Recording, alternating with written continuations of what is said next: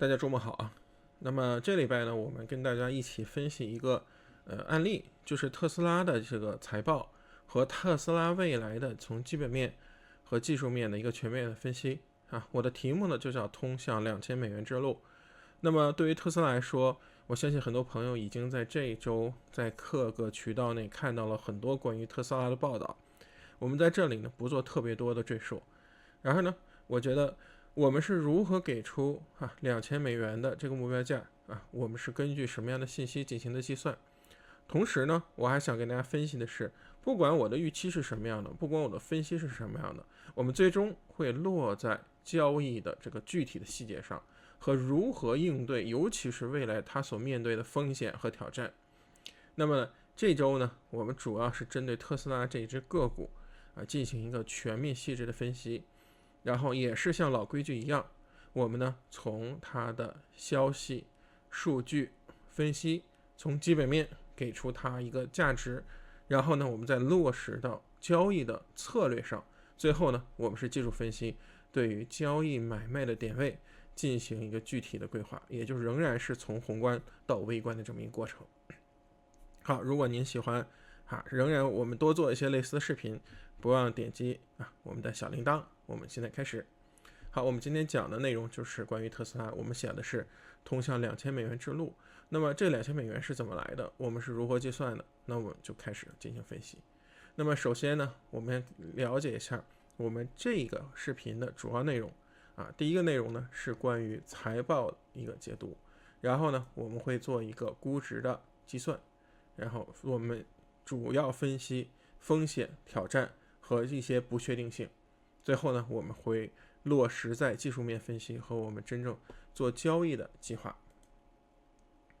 好，那我们来看一下财报的数据。财报的数据有几个非常重要的亮点那么第一个亮点就是相信很多朋友也都可以看到的，就是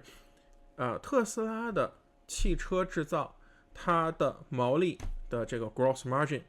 已经能来到了32.9%，也就是说做汽车拥有如此之高，类似于手机一样的这个利润率，这是让人非常惊艳的。那么这个利润率所告诉我们的，其实不仅仅是一个它利润非常高，它告诉了以下几个信息。第一呢，就是在会议的这个财报之后的会议上，它有所讨论到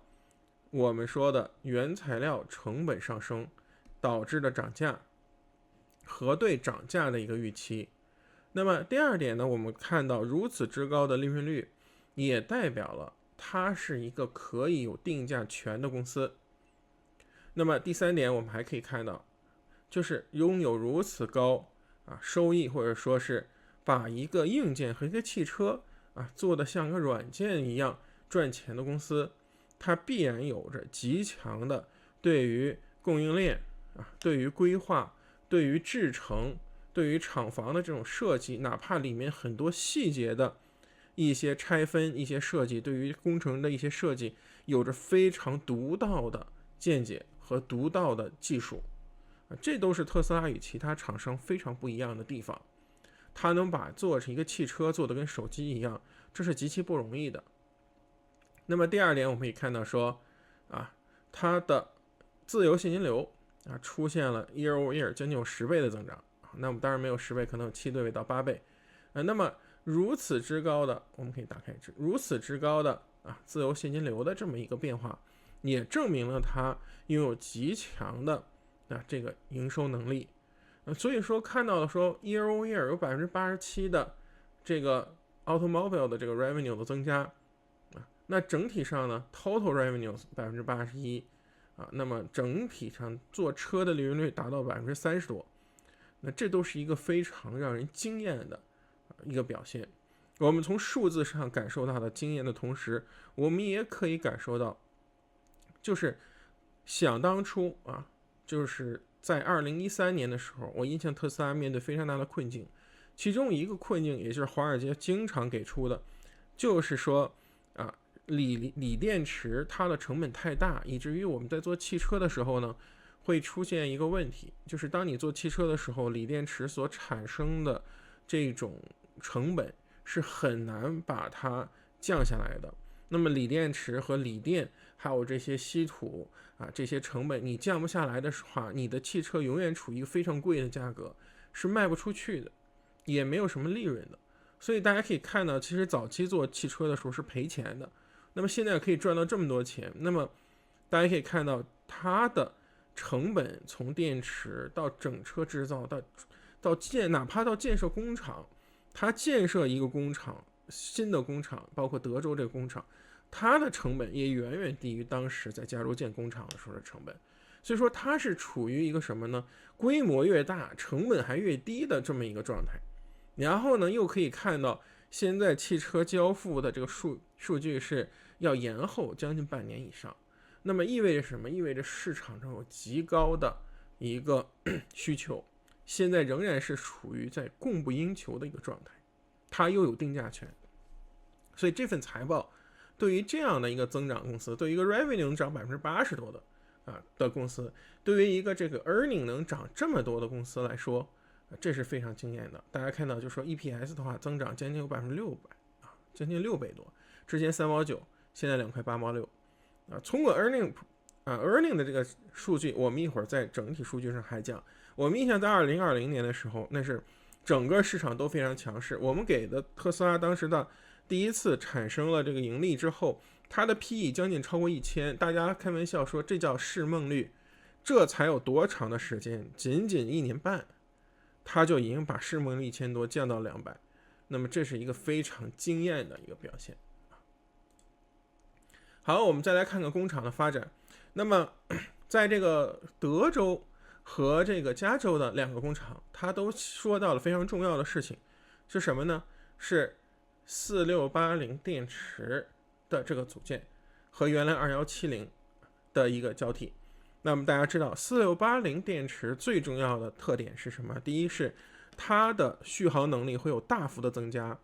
那么特斯拉的产品因为续航能力的增加，包括电池的成本也会因此而降低。那么你的电池成本的降低，你的里程数又增加，那么意味着什么？意味着我有更好的一个产品力。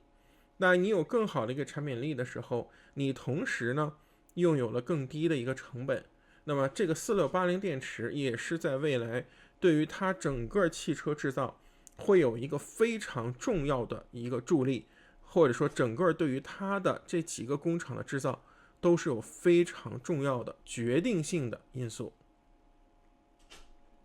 那我们再看后面他们后面说到什么呢？说到的是这个柏林的工厂柏林工厂也会在这个2022年开始产生做这个4680电池的汽车。那么这就是一个这2个新的工厂德州的和这个柏林的工厂都会产生什么呢？非常正面的一个输入的作用。那么上海的工厂却出现了一个什么呢？相对负面的，就是因为这个疫情的原因造成短暂的停工，而这个短暂的停工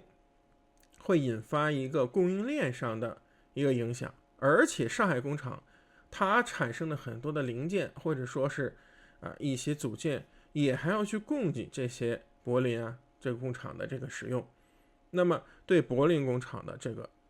产出也是有影响的。所以说这个工厂的发展现在是2负1正。那么一会儿我们再说对于工厂它未来的解决方案是什么那么上海工厂是不是可以加班加点？那么必然这个地方也会造成一些潜在的一些影响的一些不稳定的因素。好，那么未来的成长点对于特斯拉来说，我们刚才说了4680的电池，对吧？那么这是一个对于汽车销售来说是非常重要的元素，它不仅能增加里程，降低了成本，而且极大的提升了特斯拉的产品力。我们知道一个公司它在一个这个领域形成垄断或者形成领先之后，它很多的它的 competitor 会冲上来，会影响它的盈利，这个时候我们会非常担心它的成长会不足。然而我们现在所能看到的是，特斯拉在它做车的这一块就已经遥遥领先于第2名、第3名、第4名，他们加在一起了，不管我们看到的是说传统汽车厂福特算是走得非常靠前的，他出的这个 Mustang 的这个电动车，还是说我们现在现代出的 Ioniq 5也是电动车，那么丰田远远落后了之后出了个 BXZ 什么的这么一个车。我作为不是汽车的专家，我也去了解了一下这几个车，我看到他们的整体的这个表现，不管是直面上的，还是我看到的一个样式各方面，距离特斯拉呢还是有一个非常大的距离了。那么特斯拉现在是在电池和它整车的这种技术上是非常大的领先，短期内呢这些车厂是很难能跟得上的。而且是这些车厂他们致命的问题是什么？就算他能跟得上，它的利润率不行，它在生产电车的时候他们的利润太薄了，就是说太薄的这个利润率不足以跟特斯拉进行竞争，因为对方生产一辆车有30%多的盈利，也就是一辆 Model Y 6万到7万美元就能挣1-2万块钱。那么 Model S 和 Model X 它的利润率会更高这是非常非常厉害的。那么未来成长点大家可以看到说，第一个还有什么呢？就是 Autopilot 或者 Self Driving FSD， 就是以后自动驾驶的这一块，我相信特斯拉已经投入了大量的人力和物力去开发自动驾驶，这也是未来人类发展的一个重要的一个方向。我们就是应该用一些机器去取代这些简单的劳动，包括开车。那么第二点呢，就是增强了汽车的软件系统。那么第三点呢，我觉得这是特别重要的一点，可能很多地方大家找信息没有看到，就是大部分电池呢已经开始使用的是盐酸铁锂电池，也就是 LFP。这个呢就签了跟宁德时代的这么一个信息，大家可以去看。盐酸铁锂电池的缺点是什么呢？缺点是在冬天的时候表现不佳，但优点呢是可以什么呢？可以直接充满。那么还有一点是，盐酸铁锂电池最重要的是 No nickel or cobalt， 那么就是镍和铬，就是这种稀土的需求是极大的降低了。这也就是为什么我们再回到我们刚才说特斯拉能维持这种产能，那么我们再去对比它的竞争者，包括福特包括传统车厂，他们都受到了这种稀土的这种限制。还有一点是，传统车厂面对不管是芯片还是供应链的这种紧张，甚至要出现停产，而特斯拉却能在这个时候持续的 deliver 新车就是持续的卖新车。那么这足以见到特斯拉对于整个供应链和对于这个产品的这个计划上，已经出现了类似于苹果一样的专业和对未来的这种控制非常非常的强。那我如果特斯拉以后去买一个锂矿，那么我也不会认为实际上它也是在开始做了，那么这个也对我来说不会感觉到非常的惊讶。那么第三点的话那么我们刚才说了盐酸铁锂电池4680的这个形式还有就是它的 service 包括它 service 今年呢，他说 service other gross margin remained close to break even， 将近是负的 0.6%， 之前都是负的 30-40%， 就是说它的这个 service 本来是个花钱的地方，现在因为二手车的原因，还有因为这个什么他自己 own 的是 collision center 什么其他的一些服务造成了它这个造成了其实什么呢？它的这个 service 开始就不亏钱，它开始已经进入了 break even 的一个状态。那么这个 break even 的状态，除了卖二手车以外，还出了什么呢？是他们开始在科罗拉多州、勒冈州和弗吉尼亚州开始进行卖这个车保险。大家知道保险行业的利润其实是非常可观的只要你有这个行业的执照，你去卖这个保险的话，它这个地方就相当于特斯拉已经开始了有了个金融股的这种特质。那么这是一个非常非常重要的一个线，也就是说，当我们看到一个汽车厂可以把一个汽车做得跟手机一样，同时这个汽车厂还可以卖金融保险，那么这些厂还是个软件，还可以开发软件。那么最重要的是，这些都加在一起，它会有一个2024年的一个叫 Robotaxi。那么全自动驾驶加上特斯拉的汽车，大家想想，这会是一个什么样的概念？这就是未来的非常重要的一个增长点。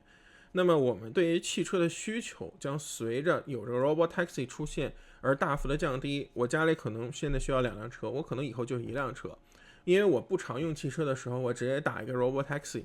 就对我非常好，而且对于汽车的使用将是非常 efficient 的。那我满大街的这个小的这个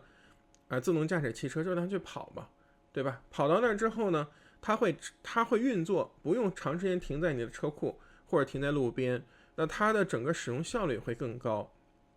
那么 Musk 又说什么呢？是个 robot， 就是这个 Optimus Robots 是会比特斯拉的 car business 还多。那么现在 car business 已经足以让他的公司到达一个上万亿美元的市值。那么再来一个 robot 的话，我们不指望它上万亿美元，那么再超过，对吧？那么再涨到40%、30%，都是可以的。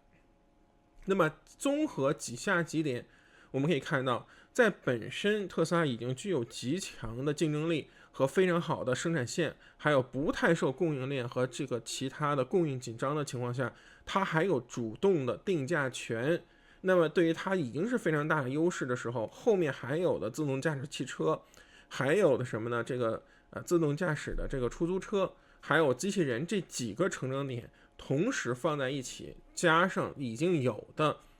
车保险业务，那对于特斯拉来说，未来它将成长成一个非常厉害的这么一个巨无霸，这是指日可待的。而且就是在眼前，就我们可以看到的短期的就已经有很多的这种增长点。好，那我们再来看一下估值的数据。我们看到说，之前我刚提到了2020年的时候，它是市盈率将近有1000多，这么快1年半就回到了200多。那么 Forward PE 是73，那么 Earning 的话，这一季出来3块多，然后下一年的预估是13.7块。大家注意 Earning 这个地方还会大涨，为什么？因为第一，你的这个 Earning 一方面是汽车加上德州工厂和德国工厂他们的一个持续的增产。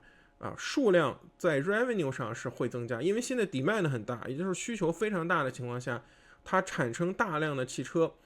那而且它的 gross margin 会降低，为什么？因为你在生产电池，包括它的 Nevada 的这个工厂也要生产汽车的电池，会让成本的持续的降低，造成你的这个盈利能力的提升，再加上汽车保险和其他的，咱还不算其他刚才我说的未来的几项业务，它的盈利的能力是在增加的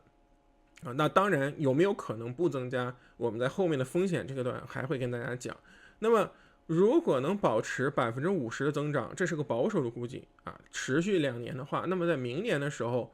那么它的 earning 达到了20，或者说我们的预期 earning 达到20，甚至20以上是非常 OK 的。那么如果我们给出的 Forward P 还能再维持在100，也就是只要公司的成长还能维持这样的速度到2024年，我们在2023年的时候，它就应该 earning per share 达到20多，我们还可以维持一个70到100的 PE。那么这个时候，现在从1000多到1800到2000的这个价格，就并不是一个非常遥不可及的。那么但凡因为我们现在市场是最差的一个市场非常差的市场会给他们的估值带来打击。但凡市场比较好那么自动驾驶汽车包括 Robotaxi 都会成为炒作的一个概念那短期内的这种情绪的冲高也是有可能的。我们上一次的这个大家记得上一次的这个视频中，我们提到了半导体产业，为什么英伟达的估值会比 AMD 多？不是因为英伟达它的整个的结构上会比 AMD 要强那么多，就显得强那么多，而是说它给出了这种赛道，包括自动驾驶的芯片，包括英伟达给出的就是这个 AR 是虚拟现实，这些可以被用来炒作也好，或者说用来期待也好的这个噱头多，所以说英伟达给出的估值就明显比 AMD 要高。其实他们真的能差出1倍吗？这种估值不一定。所以说在环境好的时候，仍然是这些都可以用来被炒作。如果环境不好的话，本身公司也足够 solid。好，我们来看到所谓的破坏性创新。如果出现了 Robotaxi， 大家想想对我们的生活的影响是巨大的。我刚才说，如果有2辆车，我可能只让1辆车，而且甚至于我可能就不开车了。我每天去哪儿我都打这个 Robotaxi， 它会极大的方便我的生活。同时，我们的家里不需要那么大的一个车库，对不对？或者说我可能我就去住一个 condo， 住一个公寓我就可以去打这个 Robotaxi。那么它的成本如果降低到像 Elon Musk 说的比公交车还便宜，我们可能也不需要城市负担那么多的公交的成本甚至我们可以有一个 Robot 的 bus， 对吧？都可以。那么这对我们的人生活，对我们的整个世界的影响是破坏性和颠覆性的。就像当时谷歌出来的时候搜索引擎，或者说像2000年左右90几年的时候微软出了一个操作系统一样，它是对于我们生活产生了这种极大的破坏的，就是造成我们行为习惯变化的这种创新那这绝对是破坏性创新。那么对比右边的这个 Peloton给一个动感单车上面加上一个屏幕，当然它是一种创新，而且是一个社群性的创新。它的创新不是把一个单车放一个屏幕，而是说产生一个能大家互动的社群，而且这个社群不用弄大家去健身房，在家里就可以完成，这是一个非常好的创新。但是它是否是破坏性创新，那么这个就之间我想市场已经通过对于股价的走势给出了这样的一个答案就是到底什么样才是破坏性的创新。好，那么我们现在说了特斯拉的牛逼之处或者非常棒的地方，我们一定要说到风险，而且这个风险都是不可以忽视的，非常大的风险。第一就是全球政策的政策拐点，我们刚看到周四的走势是高开之后迅速下降，不仅是美联储走出了非常鹰的这么一个政策出来，而且现在竟然是 price in， 也就是预期加薪75个 BP。那么后面的话，我们看到这个欧洲央行也给出了比较鹰派的这么一个观点。那么全球政策，也就是货币政策的拐点，必然对股市、对 equity 这个市场还有债市产生一个双杀的这么一个作用。那么第二个就是经济硬着陆的风险现在的供应链的供给端的这个困难造成的通货膨胀几乎已经是无解了。那么这个时候怎么办？能压制通胀呢？只能压制需求侧。压制需求侧，我们在有一期的时候我们给大家讲过关于供给和需求的这个对于市场的一个影响。那我们在 A0 课上也给大家分享过关于宏观经济和股市的一个关系。那么我们这里不做赘述我们知道一旦我们是压供给侧的一个变化，那么意味着什么呢？意味着对于经济必然会产生非常大的一个影响。那么第三点，我们知道地缘政治，柏林工厂也好，上海工厂也好，那意味着特斯拉已经不再是美国本土的一个公司，它是一个全球性的大公司，它需要的是全球性的供应链和全球各个国家的一个配合。那么这个时候地缘的政治风险，包括我们说中国国内的一个不管是疫情也好，还是政治上的一个影响，还有包括欧洲的一些影响，都会对它的整个的股价和公司的走势和公司的发展产生不可回避的这种重大影响，这也是一个我们需要关注的点。那么第四个点呢，就是 CEO Elon Musk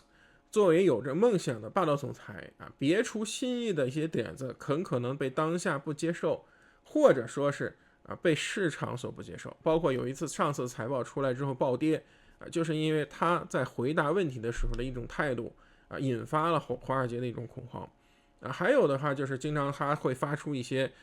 振聋发聩的言论，说这个股价太高了呀，或是怎么样的，或者是就要去收购这个 Twitter 平台这些都会是造成一个不稳定或者说震荡的一个原因。还有一点就是特斯拉它作为一个非常强大的公司，其实它跟美国政府的这个关系也是一个非常不可忽视的一个点，就是一个比较差的关系，或者说 Elon Musk 他整个对于这个市场的创新，对于固有的利益集团其实是一个威胁。那么而且特斯拉基本上这些发展之所以强大，也是非常依赖于有点像当年的这个苹果非常依赖于这种天才的领导人物，所以他个人的任何的消息也会对整个的股价带来非常大的波动但是这里我并没有提到其他风险，包括比如说万一被丰田追上来了，万一被本田追上来了，被通用或福特所超过，至少短期内没有看到，而且说离他们最近的其实是三傻对于它的现在的这个对于它的这个差距其实也是在扩大了，而不是减小了。所以说短期内我暂时还没有看到来自竞争者的一个压力而且呢，可能最能有竞争的就是苹果现在短期内应该说是汽车的这个部门应该也是胎死腹中了，所以短期内没有看到任何的巨大的来自竞争者的竞争。好，那么我们来看一下这个我们今天说的结论那么第一呢，我们虽然看到非常高的一个目标价那么但是这条路绝不会容易，尤其是在当下非常恶劣的市场环境中，一定要非常的小心和谨慎第二点，我们说特斯拉领先没有被追赶，反而扩大，目标价是多高都不重要，我们做交易要立足于当下，控制风险。最后呢，给出大家3种非常重要的我认为不错的交易思路。第一种呢，我们可以做配对，这个就是提取阿尔法，也就是说当我所分析的这些如果它成立，注意如果刚才说的那些都是成立的，那么你或者你认为我说的对，你可以通过特斯拉和指数进行一个对冲做交易。当我们现在市场环境非常差的情况下，我就是买入特斯拉，同时做空什么呢？做空 QQQ 来匹配这样波动率。这样的话，我把市场中的所有波动全部过滤掉了以后，我提取到这个阿尔法也就是阿尔法增强的这么一个策略。那第二种呢，我们是纯做贝塔，也就是我只专注于特斯拉的交易那么特斯拉随着市场如果跌，特斯拉也跌，对吧？那我这时候专注于特斯拉的交易。那么如果它冲得非常快，进行了一些超买，有一些卖出动作，我去卖一些 cover call 这些叫 cover call 这些期权，来降低我的持仓成本。那下跌的过程中，如果跌得很厉害的话，我去卖出看跌期权进行一些加仓也很好，就是叫做贝塔的交易模式，就是我专注于交易特斯拉更多一些。那么还有一点，可能大家是上班族你看了之后觉得特斯拉不错，你也认同我说的这些观点，这个时候股价的波动是非常厉害的，你又没有时间去进行操盘，那怎么办呢？逢低去持有这些，做一些定投持有这个股票，至少在未来2年，我觉得风险没有那么大了。所以说与它共进退。我们很多朋友是以一个投资者的所谓投资者的名号进股市，每天却盯着1分钟的图来回的慌乱跌了怎么办？就要一定去找人抱团取暖。如果你真的对公司有信心，跌的时候你应该高兴才对，这是你一个持仓的这么一个机会，而不是要抱团取暖，跟大家互相埋怨，或者是去找谁告诉我该怎么做，去找一些所谓的借口。所以说这3个交易思路留给大家作为一个什么呢？作为一个参考。那最后呢，我们希望呢跟大家说的其他的一个重点就是，第一，我不希望大家引用2000这个数字成为说最后我被套了呀，你说的2000我才买的呀成为大家亏钱或被套的一个借口。我们虽然有一个分析是2000，但是我们仍然要落实在具体的交易计划中所有的交易宏观上再怎么分析都必须落实在具体的实践上。那么对于具体的实践呢，我们在我们周末的这个技术复盘的这个视频中，再跟大家呢具体的进行分析。那好了，今天呢我们就跟大家学习到这里。关于特斯拉的分析，我找了很多资料，然后呢跟大家讨论了我的想法，它不一定是对，它也不一定跟您的想法一样，但是呢您有什么想法可以告诉我。而且如果您喜欢像我们这样的一种从上到下的这种分析模式，我以后会经常做，那么就请您点开我们的小铃铛或者订阅我的频道。我们下次再见，拜拜。